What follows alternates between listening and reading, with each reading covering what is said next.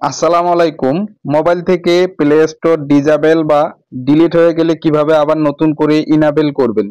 হ্যাঁ বন্ধুরা, আজকে আমি দেখাবো মোবাইলে প্লে স্টোর যদি ডিলিট হয়ে যায় বা ডিজেবল হয়ে যায় কিভাবে আবার এখানে নিয়ে আসবেন খুব সহজ উপায়ে। চলুন তাহলে ফুল ভিডিওটি শুরু করি। বন্ধুরা দেখেন, আমার কিন্তু কোথাও প্লে স্টোর নাই, সেই অ্যাপটা এখন আমরা আবারও আমাদের ফোনে ইনেবল করব। তা আপনারা যে কোনো কোম্পানির মোবাইল ব্যবহার করলে সিটিংসে চলে আসবেন। সিটিংসে আসার পর এখান থেকে চলে যাবেন অ্যাপসে, এই যে দেখেন লেখা আছে অ্যাপস। এরপর আপনারা এখান থেকে ম্যানেজ অ্যাপসে চলে যাবেন, অথবা এরকম অ্যাপসে চলে আসবেন। আসলে এখানে আপনার সমস্ত অ্যাপসের লিস্ট দেখতে পারবেন। তো উপরে সার্চ বারে সার্চ করবেন গুগল প্লে স্টোর। তা আমি লিখতেছি গুগল প্লে স্টোর। দেখেন বন্ধুরা, গুগল প্লে স্টোর লিখলে কিন্তু আপনাদের সামনে চলে আসবে। এই যে দেখেন, আমার কিন্তু গুগল প্লে স্টোর ডিজেবল হয়ে আছে। এই যে দেখেন গুগল প্লে স্টোর ডিজেবল হয়ে আছে।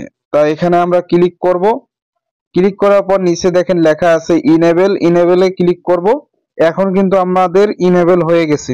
এখন যদি আমরা হোমে চলে আসি, দেখেন আমাদের গুগল প্লে স্টোরটা পেয়ে গেছি। ঠিক আছে, তা এইভাবেই কিন্তু গুগল প্লে স্টোর যদি আপনার ডিলিট বা ডিজেবল হয়ে যায়, তো এইভাবেই ইনেবল করে আনতে হয়। সবাই ভালো থাকবেন।